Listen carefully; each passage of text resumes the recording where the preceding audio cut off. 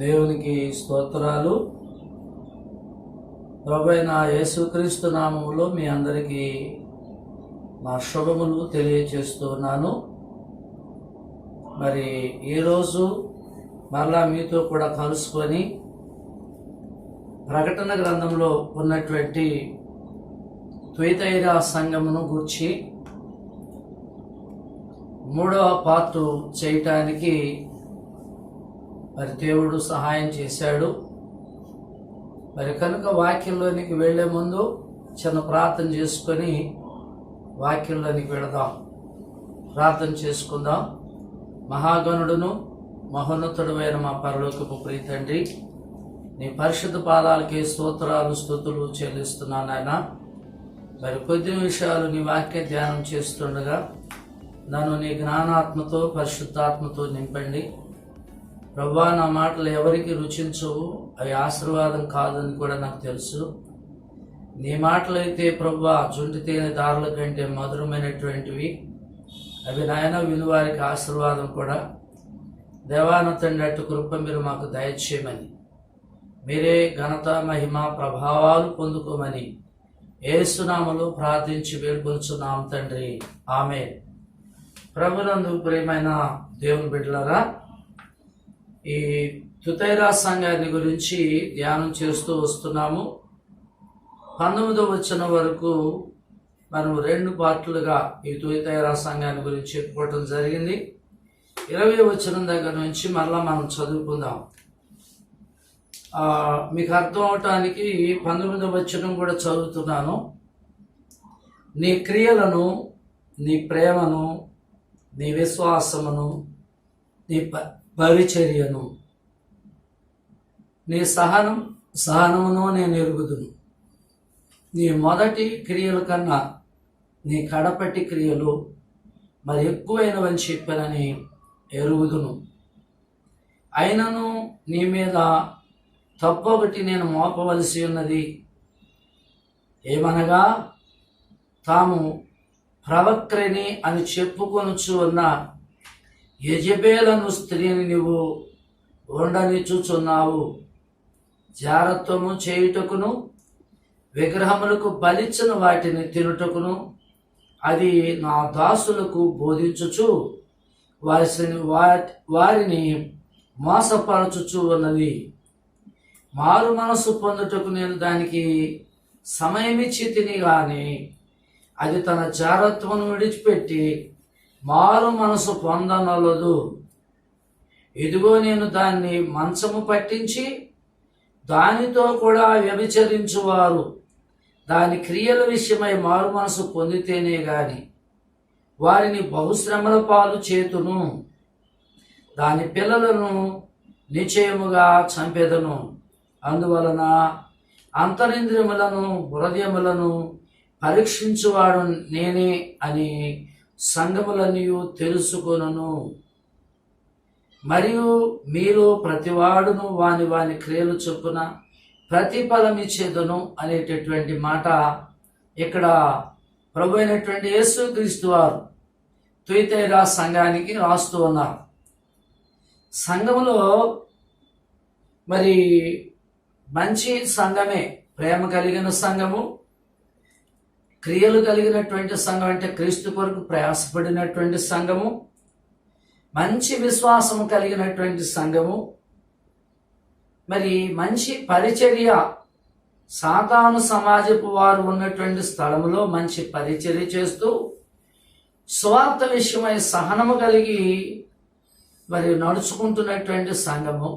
ఈ సంఘము ఆరంభంలో ఉన్నటువంటి క్రియల కంటే మరింతగా స్వార్థ పరిచర్యలు ప్రయాసపడుతూ మరి చివరికి వరకు కూడా తన క్రియలను కాపాడుకున్నది. కాబట్టి మొదటి క్రియల కంటే కడపటి క్రియలు మరి ఎక్కువైనవని ఎరుగుదును.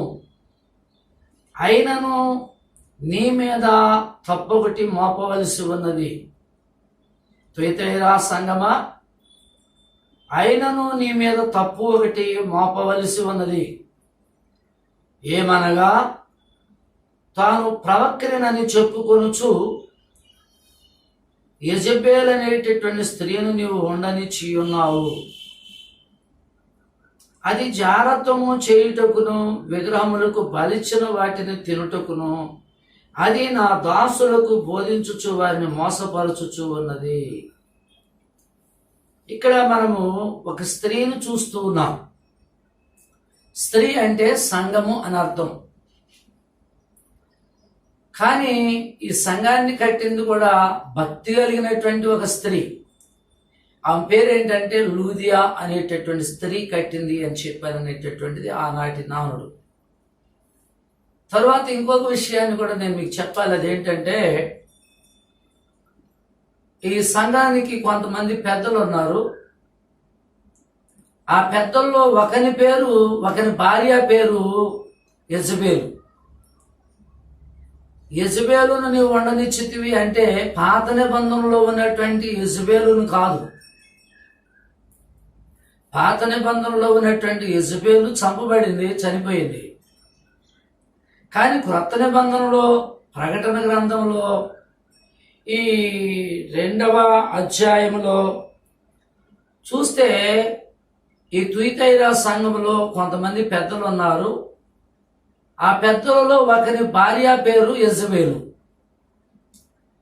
ఈమె కూడా ఎలాంటి లక్షణాలు కలిగి ఉందంటే నేను ప్రవక్త్రిని అని చెప్పుకుంటుంది. పురుషులైతే ప్రవక్తని అని చెప్పుకుంటారు, స్త్రీలని ప్రవక్త్రిని అని చెప్పారని అంటారు. అయితే ఈ ప్రవక్త్రిని అని చెప్పుకుంటున్నటువంటి ఈ స్త్రీని నీవు ఉండనిచ్చితివి. ఉండనిస్తూ వల్ల వచ్చిన నష్టం ఏంటి అని చెప్పానంటే ఇది సంఘాన్ని పాడు చేస్తుంది.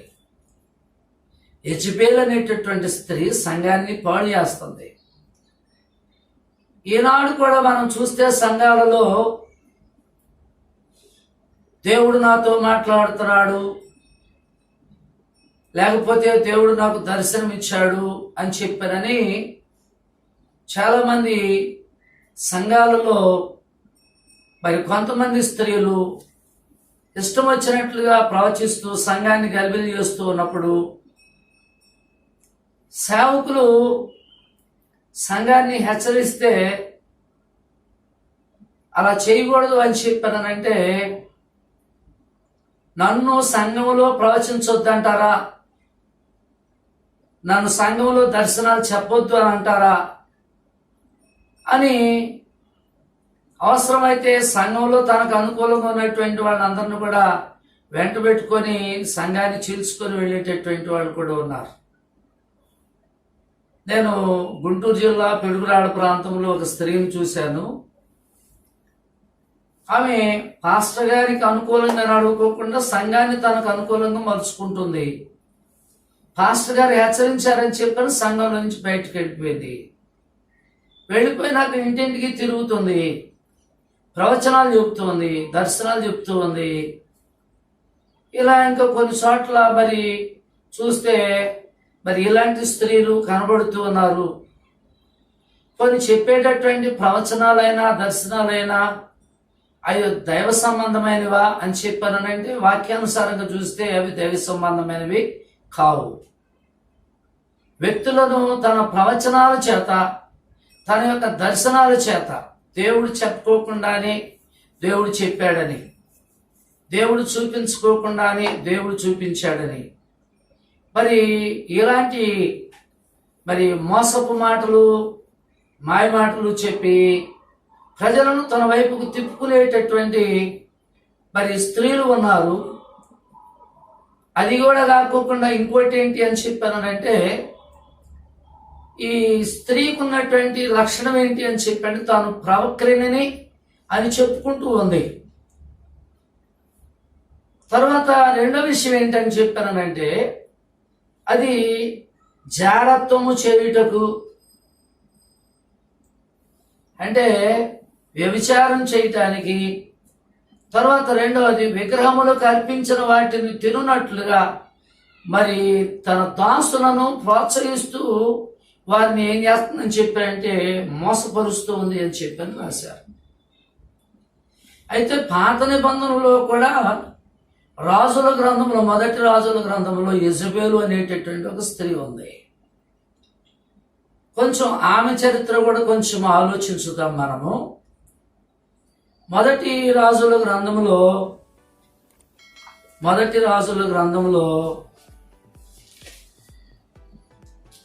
16 అధ్యాయంలో మనం చూస్తే అక్కడ నేబాతు కుమారుడైనటువంటి యెరోబాము జరిగించిన పాపక్రియలను అనుసరించి నడుచుకొనుటకు స్వల్ప సంగతి అనుకొని అతడు సీదోనీయుల రాజు అయినటువంటి ఎత్బాయలు కుమార్తె అయినటువంటి యెజబెలును వివాహం చేసుకొని బయలుదేవతను పూజించుచు వాటికి మ్రొక్కుచూ ఉండెను. ఎవరి సంగతి అంటే ఇది ఒమ్రీ కుమారుడైనటువంటి అహాబు చేసినటువంటి పని.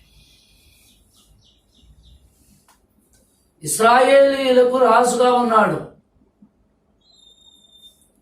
మనము యూదా రాజులను చూస్తే వారు దేవుని యందు భయభక్తులు కలిగి జీవించినట్లుగా మనకు కనబడుతుంది. ఇశ్రాయేలు రాజు ఎవరు అని చెప్పానంటే దావీదుకి సొలొమోనుకి వ్యతిరేకంగా నడిచినటువంటి ఒక వ్యక్తి ఉన్నాడు. అతని పేరు యెరోబాము. అతను సొలొమోను కాలంలో దావీదు ద్వారాగా సొలొమోనుకి యెరోబాము పలానా ఇలాంటి వాడు, అతని విషయమై కొంచెం జాగ్రత్త అని చెప్పినప్పుడు ఈ సంగతి సొలొమోనుకి తెలిసినప్పుడు సొలొమోను ఎక్కడ చంపుతాడని చెప్పని పారిపోయాడు. సొలొమోను కుమారుడు అనేటువంటి రెహబాము ఇశ్రాయేలు ప్రజలు కొంచెం పన్ను తగ్గించమని అడిగినందుకు అతను వారిపైన ఇంకా కఠినమైనటువంటి పన్నులను మోపినప్పుడు ఇశ్రాయేలీయుల యొక్క గోత్రములలో 11 గోత్రాలు వారు ఒక ప్రక్కకు వెళ్ళిపోయారు. వాళ్ళు ఇశ్రాయేలీయులు అని చెప్పని పిలువబడుతున్నారు. దావీదు కుమారుడైనటువంటి సొలొమోను తర్వాత తన కుమారుడైనటువంటి రెహబాముకి యోధ జనాంగాన్ని మాత్రమే అప్పగించాడు. అప్పుడు యెరోబాము ఇశ్రాయేలు ప్రజలు అతడు వెళ్ళి ఫిలిస్తీన్ల దేశంలో దాక్కున్నటువంటి యెరోబామును పిలిపించి వారు అతను ఇశ్రాయేలు పైన రాజుగా అభిషేకించుకున్నాడు.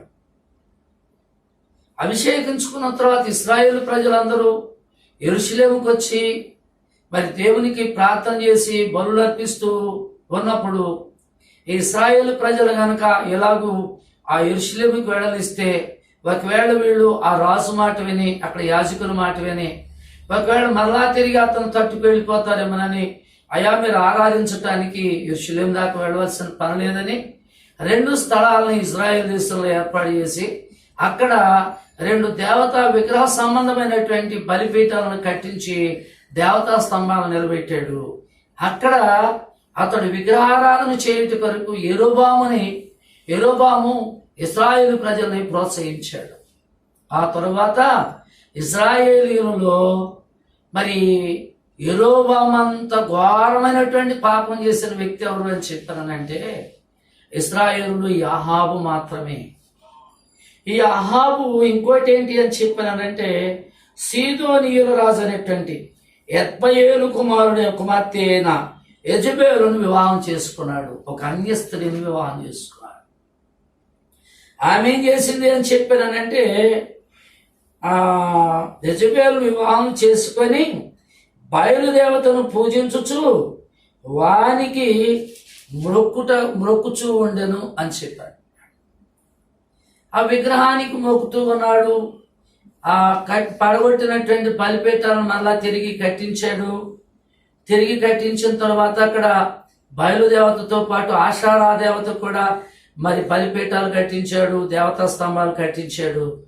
మరి ఇంకొకటి ఏంటి అని చెప్పానంటే ఆ దేశంలో ఎరుకో పట్టణము శపితమైంది కనుక ఆ పట్టణాన్ని ఎవడైనా తిరిగి కట్టడానికి పునాది వేస్తే వాడి జ్యేష్ఠ కుమారుడు చనిపోతాడు అంటే అతడు ఆ యొక్క అహాబు కాలంలో బెతీలీయుడైనటువంటి హియేలు అనేటటువంటి వ్యక్తి ఎరుగు పట్టణానికి కట్టించడానికి పునాది వేసినప్పుడు యెహోషువ చెప్పినట్లుగా అతని జ్యేష్ఠ కుమారుడు చనిపోయాడు. అయినా వాడు గ్రహింపు లేకోకుండా మరలా దాన్ని గమనెత్తినప్పుడు సెగూబు అనేటటువంటి అతని కనిష్ట కుమారుడు చనిపోయాడు. ఇది నూను కుమారుడైనటువంటి యెహోషువ ద్వారా యెహోవా సెలవిచ్చినటువంటి మాట చొప్పున వారి ఇద్దరు కుమారులు చనిపోయినా వారి బుద్ధి మారలేదు. తర్వాత ఈ యెజబేలు ఏం చేసింది అని చెప్పానంటే, ఆ దేశంలో ఉన్నటువంటి యెహోవా యందు భయభక్తులు కలిగి జీవించేటటువంటి యెహోవా ప్రవక్తలందరినీ, దేవుని బలిపీఠాలన్నింటినీ పడగొట్టి యెహోవా యందు భయభక్తులు కలిగి జీవిస్తున్నటువంటి యాజకులను కానీ ప్రజలను కానీ చంపించేసి, కొంతమందిని భయపెట్టేసి, ఇశ్రాయేలులో ఉన్నటువంటి యాజకులను మరి బయలుదేవతకి అలాగే ఆషాఢ దేవతకి వారిని యాజకులుగా నియమించింది. అలాగూ చేసి ఇంకొకటి ఆ యెజబేలు చేసినటువంటి ఇంకొక తప్పేంటి అని చెప్పానంటే, ప్రవక్తలందరినీ కూడా చంపించింది. యెహోవా దేవుని యందు భయభక్తులు కలిగి జీవించినటువంటి ప్రవక్తలను చంపించింది. ఒకటి విగ్రహారాధన చేయటానికి ప్రోత్సహించింది. నిజదేవుని ఆరాధన చేస్తున్నటువంటి ప్రవక్తలందరినీ కూడా చంపించింది. మూడోది ఏంటి అని చెప్పానంటే, ఆహాబు మరి చూస్తే ఆహాబు నాబోతు యొక్క ద్రాక్ష తోట అది అందంగా ఉంది, బాగా ఉంది, మరి మంచి పుష్పాలు పుష్పించి మంచి కాయలు కాస్తూ ఉండగా దాన్ని చూసి అది నాకు కావాలి అని చెప్పాను కోరుకున్నప్పుడు, అది అతడు నా పిత్రార్జితం ఇది, నేను ఇవ్వటానికి కుదరదు అని చెప్పానంటే, దీనికి బదులుగా నీకు 10 ఎకరాలు ఇస్తానయ్యా అన్నాడు. అని చెప్పారంటే, అయ్యా నువ్వు ఎంత ఇచ్చినా ఇది నా పిత్రార్జితము కాబట్టి నేను ఇవ్వజాలను అని చెప్పానంటే, ఒక విషయాన్ని గుర్తుపెట్టుకోండి, ఈ సంగతిని మీకు జ్ఞాపకం చేస్తున్నాను.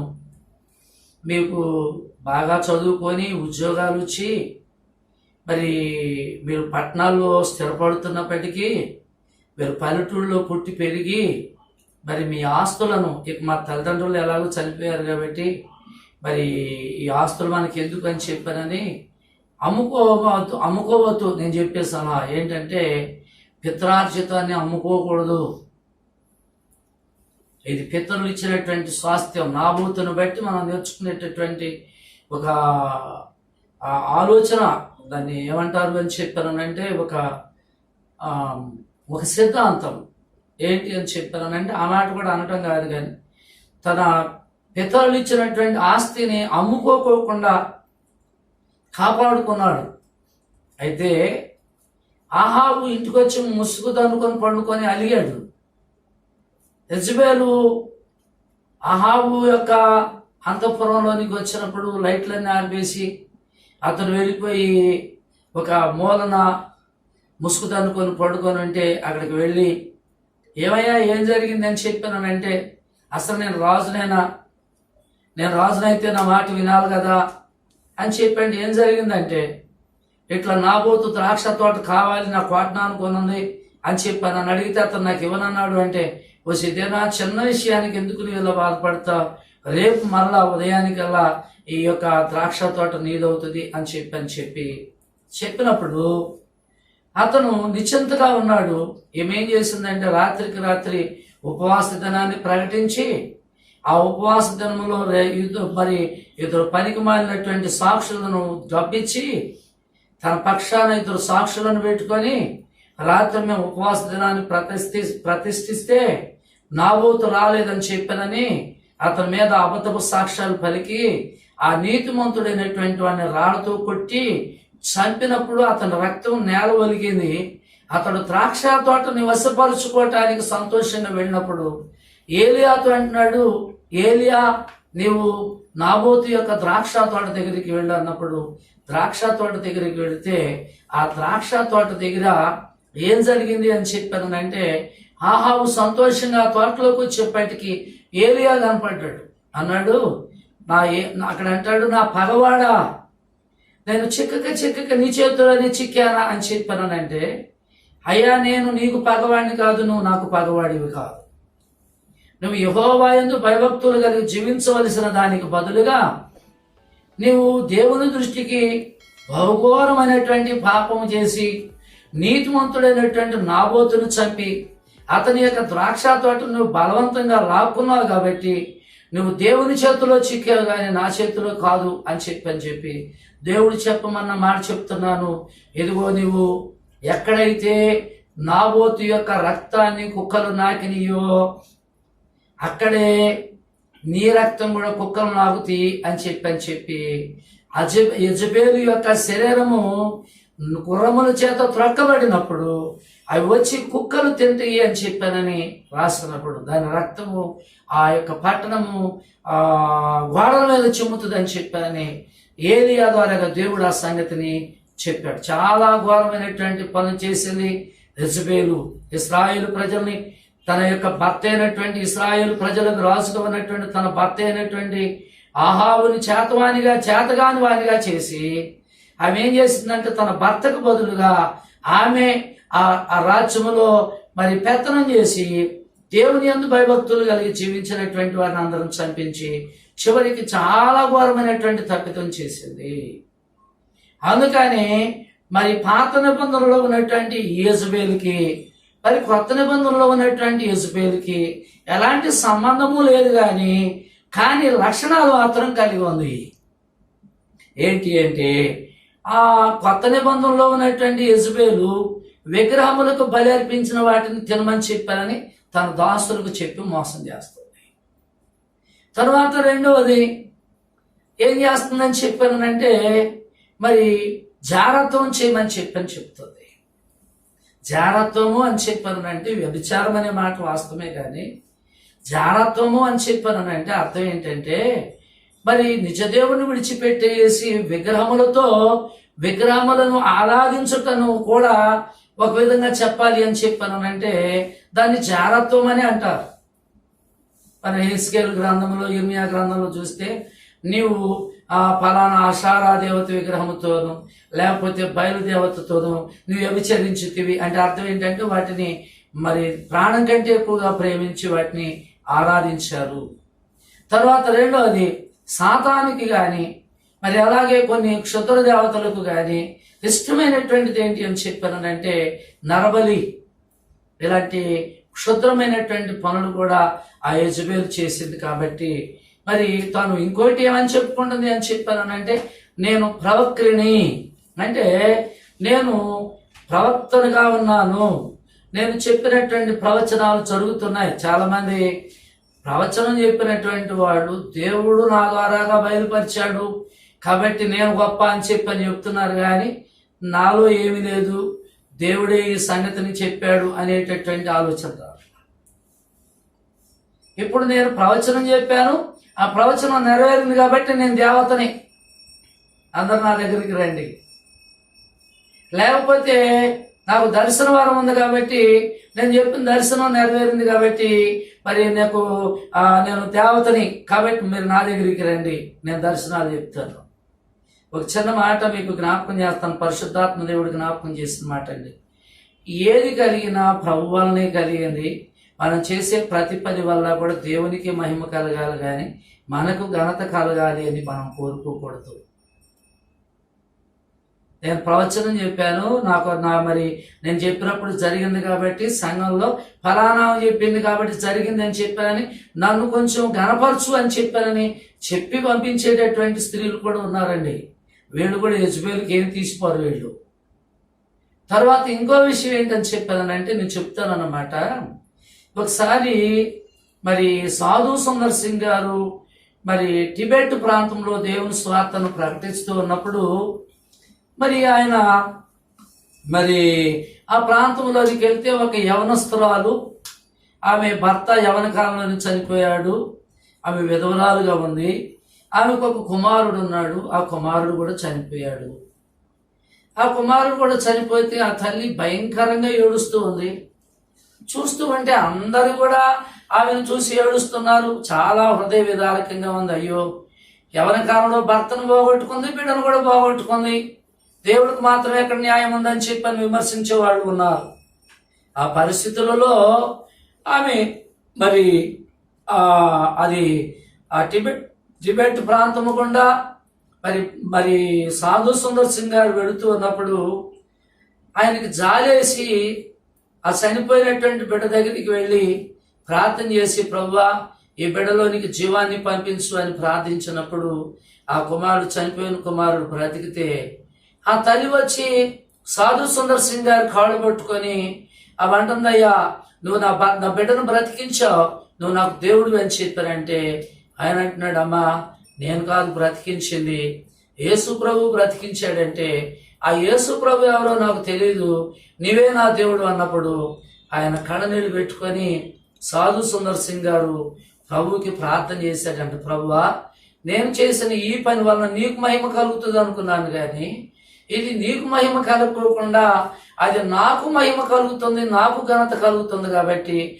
ఎవరినైనా చూసి జాలిపడి ఎప్పుడైనా ప్రార్థన చేస్తే ఇంకెప్పుడు కూడా నువ్వు ఇలాంటి కార్యము కానీ ఇంకే కార్యం కానీ చేయొద్దు ప్రభువా, నీకు ఘనత రానటువంటిది ఏది నాకొద్దు ప్రభువా అని చెప్పాను.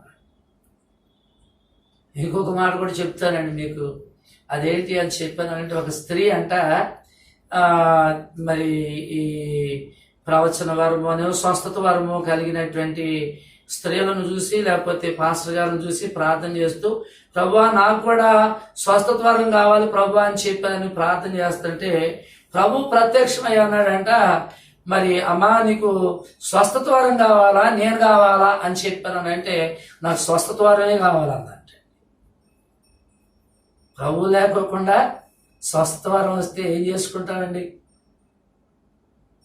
ప్రభు లేకోకుండా మనకు స్వస్థత వరాలు ఎందుకండి? దేవుని వాక్యంలో స్వస్థపరిచినటువంటి యేసుని గురించి చెప్పలేదు. యేసుక్రీస్తు అనేక స్వస్థత కార్యాలు చేశాడు, రోగులను బాగు చేశాడు, చనిపోయిన వారిని బ్రతికించాడు, దయ్యాలు వెళ్ళగొట్టాడు, ఏమండి అనేకమైనటువంటి అద్భుతాలు చేశాడు, సంతోషం. కానీ అద్భుతాలు చేసిన యేసుని పౌలు ప్రకటించలేదు. యేసు ప్రభుని ఏమని ప్రకటిస్తున్నాడు పౌలు అని చెప్పానంటే, మరి సిలువ వేయబడిన క్రీస్తుని ప్రకటిస్తున్నాము. అద్భుతాల వల్ల స్వస్థత వల్ల కొంతవరకే మేలు కలిగింది, కానీ యేసుక్రీస్తు ప్రభు వారు సిలువలో చనిపోవటం వల్ల మరి సర్వలోకానికి కూడా మేలు కలిగింది. కాబట్టి సిలువ వేయబడిన క్రీస్తును ప్రకటిస్తున్నాము అని చెప్పానని అంటున్నారు. తర్వాత రెండవది ఆయన చేసినటువంటి ప్రధానమైనటువంటి బోధ ఏంటి అని చెప్పారంటే, పునరుద్ధానుడైన క్రీస్తును ప్రకటిస్తున్నాను అంటున్నాడు. మరి అలాగే మనము సోదరు పురుషోత్తమ గారిని చూస్తే ఆయన కూడా ఏమంటాడు అని చెప్పండి, సిలువే నా శరణాయనురా అనేటటువంటి పాటలో పలువిధ పదములరిసి ఫలితమేమీ కానాలేక సిలువ ఎదుట నిలిచిన వాడని అన్నాడు. రెండవది సిలువ విలువను తలపోసి ఆ సిలువను చూసు కొలది శిల సమానమైన మనసు నలిగి కరిగి నీరగుచున్నది అన్నాడు. ఇంకొక వచనం అంటాడు, శరణు యేసు శరణు శరణు శరణు శరణు నా ప్రభువా దురిత దూరుడా నీదరి చేరి తిని అని చెప్పాడు.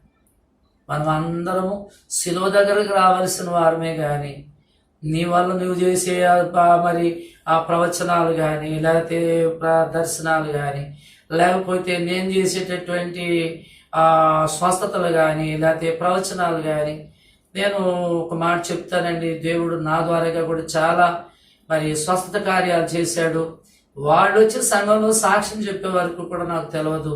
కానీ ఒక విషయం ఏంటని చెప్పాను అంటే, ఏనాడు మరి ఎక్కడికైనా మీటింగులకు వెళ్ళినప్పుడు కానీ సంఘారాధనలో కానీ ఫలానా చోటుకి వెళ్తే దేవుడు నా ద్వారాగా స్వస్థత కార్యాలు చేశాడు. ఒక మాట చెప్పనండి, పెద్ద పెద్ద దైవజనులు ఉన్నారు, వాళ్ళ పేరు నేను చెప్పను, కానీ ఒక మన బెన్ని హిన్ గారు అనేటటువంటి దైవజనుడు ఒక పెద్ద సభ ఏర్పాటు చేశాడు. లక్షల మంది రోగులు వచ్చారంట. రోగులు తప్ప స్వార్థ విందామని వచ్చేవాళ్ళు తక్కువండి, స్వస్థత కూటాల దగ్గర స్వార్థ వినడానికి వచ్చేవాళ్ళు తక్కువండి, స్వస్థతల కోసం వచ్చేవాళ్ళు ఎక్కువండి. స్వార్థ విందామని వచ్చేవాళ్ళు స్వార్థ కూటాలకు వెళతారు, కానీ స్వస్థత కూటాలకు వెళ్ళరని కాదు, కానీ ఎక్కువగా దానికి ప్రాధాన్యత, స్వార్థకి ప్రాధాన్యత ఇస్తారు. మరి ఊళ్ళో ఉన్నటువంటి వాళ్ళు ఒక రోజున మేము కూడా మీటింగ్లు పెట్టినప్పుడు ఒక పాస్టర్ గారిని తీసుకొస్తే, ఆ పాస్టర్ గారికి ఏదో స్వస్థత వరం ఉందని చెప్పని తీసుకొస్తే, అబ్బో అసలు ఊళ్ళో అందరు తాళాలు వేసి చర్చిలో ఆ మీటింగ్లో ఉన్నారు. వామ్మో ఏంటి ఎంత జనం వచ్చారని చెప్పి అనుకుంటే చూడటం అయిపోయిన తర్వాత అయ్యా ఆయన చేత ప్రార్థన చేయించని చెప్పానని అందరూ కూడా లైన్లో నిలబడ్డారు. నీకేం రోగం అని అందరిని అడిగితే వాడు కాళ్ళు నొప్పుడని, వాడు కీళ్ళు నొప్పుడని, ఒకటి భుజాలు నొప్పుడని, ఒకటి తలనొప్పని, భయంకరమైనటువంటి ఎన్నెన్నో రోగాల గురించి చెప్పారు. కానీ ఒక విషయం ఏంటంటే సువార్తను నమ్మితే స్వస్థతలు కలుగుతాయండి. స్వస్థత వరం లేని వాడని కాను కానీ ఏనాడు నాకు స్వస్థత వరం ఉంది కాబట్టి నా దగ్గరికి రండి అని చెప్పి నేను ఎప్పుడు చెప్పుకోలేదు. కానీ బెనిహిన్ గారి సంగతి మీకు ప్రస్తావిస్తున్నాను కదా. ఒకసారి ఒక టీవీ వాళ్ళు ఇంటర్వ్యూ చేసినప్పుడు, అయ్యా ఇన్ని లక్షల మంది వచ్చారు కదా, మరి ఇన్ని లక్షల మంది వస్తే వచ్చిన వాళ్ళందరూ స్వస్థపడి వెళ్తారా అని చెప్పానంటే ఆ టీవీ వాళ్ళ ముందు ఆయన నవ్వి ఒక మాట చెప్పాడు, అయ్యా 100 మంది కూడా స్వస్థపడరండి, 100 మంది కూడా స్వస్థపడరండి ఒక్కొక్కసారి, మరి లక్షల మంది వస్తున్నారు కదా, అచ్చంగా రోగులు వస్తున్నారు అయ్యా అని చెప్పానంటే దేవుడు ఎవరిని స్వస్థపరచాలనుకుంటాడు వారిని స్వస్థపరుస్తారు. నేను ప్రార్థన చేస్తే స్వస్థపడ్డారన్నమాట. నేను చాలా మంది దైవజనులను గురించి విన్నాను, ఆలయంచే గారిని గురించి విన్నాను, మరి అలాగే బెన్హీన్ గారిని గురించి విన్నాను, పెళ్లిగ్రహం గారిని గురించి విన్నాను, సతీష్ కుమార్ గారిని గురించి విన్నాను, దైవజనులు ఇంకా గొప్ప దైవజనులను గురించి విన్నాను. నాకు స్వస్థత వరం ఉందని చెప్పానని ఎక్కడ చెప్పలేదండి. చాలా మంది విశ్వాసులు కూడా మరి కొంతమంది కోటాలకు వెళ్ళి స్వస్థపడదామని చెప్పానని వెళ్ళి స్థానిక సంఘాలలో ఒకప్పుడు విశ్వాసులుగా ఉండి సన్నిధికి వచ్చినటువంటి వాళ్ళకి వారి కొరకు స్థానిక సేవకుడు ప్రార్థన చేస్తే వారికి స్వస్థతలు కలిగినాయి. కానీ ఇప్పుడేం చేస్తున్నారంటే వారికి బలహీనతలు కలిగితే వారు మరి పెద్ద పెద్ద సేవకులు మీటింగులు పెట్టారు.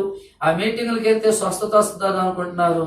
అక్కడికి వెళ్ళి జనాన్ని చూస్తున్నారు, ఆయన చెప్పే వాక్యం విన్నారు, భలే అని చప్పట్లు కొడుతున్నారు. వాళ్ళ ఇంటికి వచ్చిన తర్వాత పలానా మీటింగ్కి వెళ్ళావంటకమ్మా మరి నీకు స్వస్థత వచ్చిందని చెప్పాను, తలకాయలు తెచ్చేస్తున్నారు వచ్చిందని చెప్పలేక. ఎందుకంటే స్వస్థతలు రావటం లేదు.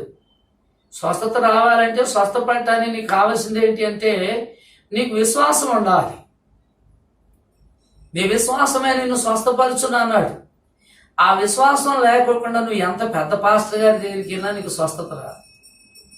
స్థానిక సంఘంలోనే నువ్వు ప్రార్థన చేస్తే నీకు స్వస్థత కలిగింది. అలాంటి స్వస్థతలు నీ సంఘంలో తోటి వారికి కూడా నీ కళ్ళ ఎదుట స్వస్థతలు జరుగుతున్నాయి. కానీ ఒక్కొక్కసారి మన బలహీనతలు మనలో ఉన్నప్పుడు మనం నిరాశ పడకూడదండి.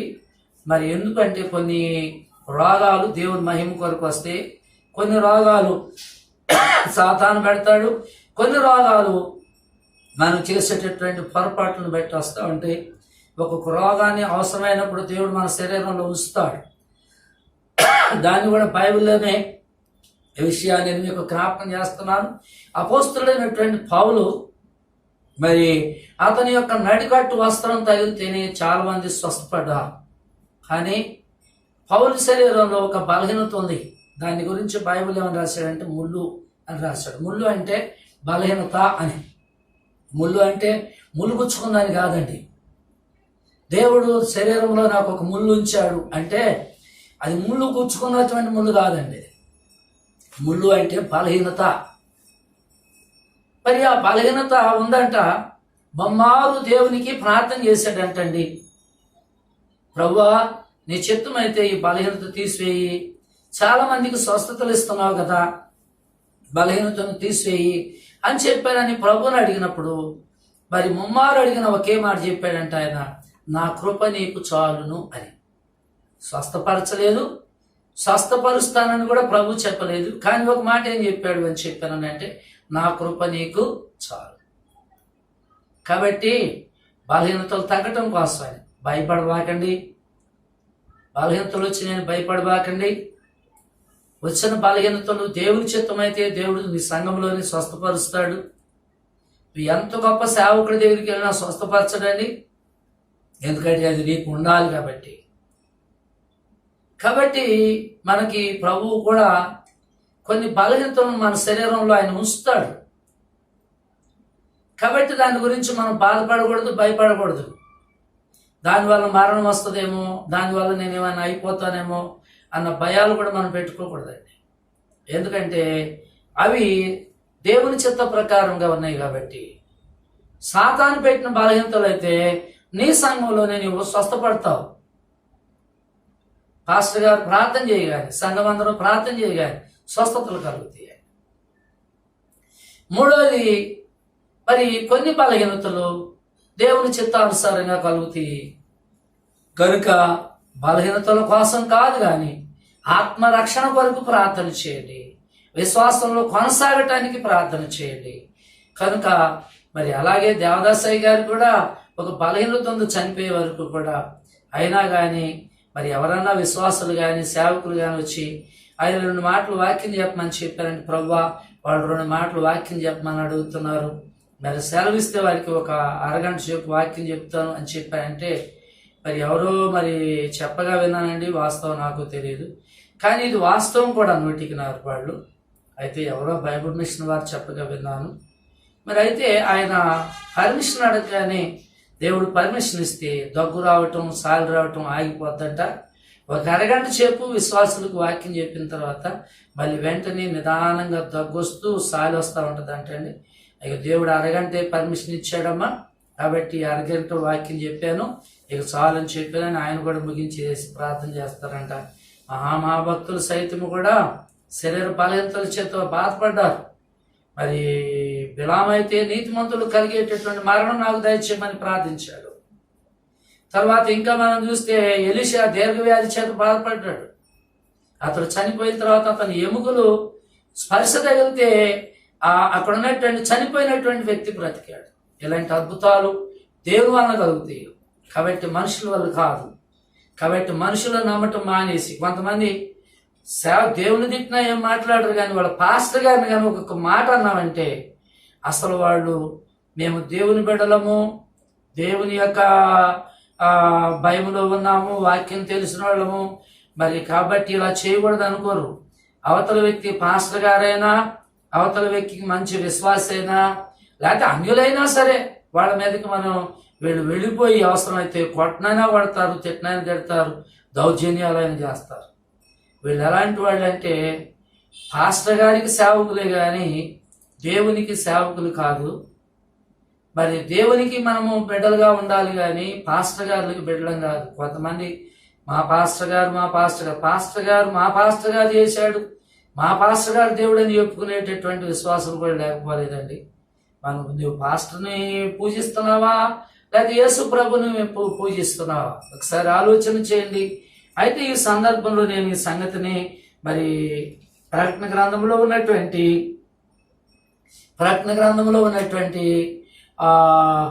ఈ వాక్యాన్ని మనము మరలా ముందుకు కొనసాగుతాము. ఏమన్నాడు అని చెప్పానంటే, ప్రవక్రిని గురించి వండనిచ్చుచున్నావు అని చెప్పానంటాడు. అది ఏం చేస్తుంది? వండిస్తే జారత్వము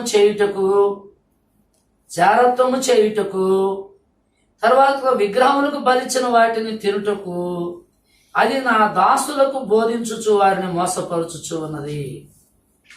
విగ్రహములకు బలిచిన వాటిని తినకూడదు అని దేవుని వాక్యంలో ఉంది. కానీ ఇదేం చెప్తుంది? దేవుని వాక్యము మరి ప్రకారం కాకోకుండా విగ్రహారాధన అర్పించిన వాటిని తినమని చెప్పానని ప్రోత్సహిస్తూ ఉంది.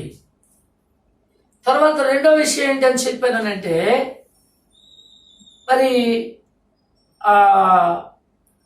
విగ్రహములకు బలిచిన వాటిని తినడమే కాకుండా జాగ్రత్తం చేయమని కూడా ప్రోత్సహిస్తూ ఉందంట.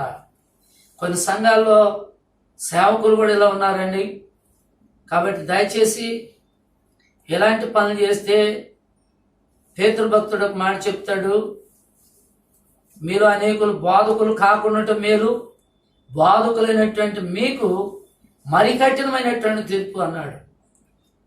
మీరు ఒకవేళ వాక్యాన్ని బోధిస్తూ మంచి సంఘాన్ని కలిగి ఉన్న పాపం అంతరంగంలో కానీ శారీరకంగా కానీ నువ్వు పాపం చేస్తుంటే, చిన్న సేవకుడైనా పెద్ద సేవకుడైనా, చిన్న విశ్వాస అయినా పెద్ద విశ్వాస అయినా పాపంలో జీవిస్తూ గనక దేవుడు క్షమిస్తాడు అని చెప్పని అనుకొని పొరపాటు పడితే ఖచ్చితంగా నీవు నిత్య నరకాగ్నిలోకి వెళ్ళి పడటం మాత్రమే కాకుండా విశ్వాసుల కంటే కూడా సేవకుడు అయినటువంటి నీకే రెట్టింపు శిక్ష ఉంటుంది. జాగ్రత్త.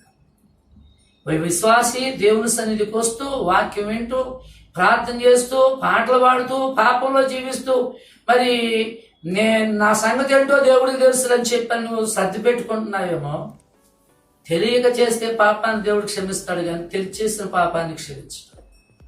ఈ విషయాలు మీరు గుర్తుపెట్టుకోవాల్సిందిగా దేవుని వాక్యాన్ని బట్టి మిమ్మల్ని హెచ్చరిస్తూ ఉన్నాను. ఇంకొక మాట ఏమన్నాడంటే, మారు మనసు పొందుటకు నేను దానికి సమయమిచ్చితిని గాని అది తన జాగ్రత్తను విడిచిపెట్టి మారు మనసు పొందనొల్లదు అంటున్నాడు. దేవుడే ఖచ్చితంగా చెప్తున్నాడు, మారు మనసు పొందనొల్లదు అని చెప్పారని. దేవుని వాక్యం పలుమారు దేవుని వాక్యం బోధిస్తున్నప్పటికీ, సేవకులు బోధిస్తున్నాగా, భక్తుడు పాటలో రాశాడు, కష్టము నష్టము కలిగినను నరులను దేవుడు చెప్పినను ఇష్టపడవు రక్షించబడుటకై ఇరుకునబడి నిరుకున చెడిన కఠిన హృదయమా కరుగవ దేవుని గడువులుగా నేనువా. చాలాసార్లు దేవుడు మనకి అవకాశం ఇస్తున్నాడు.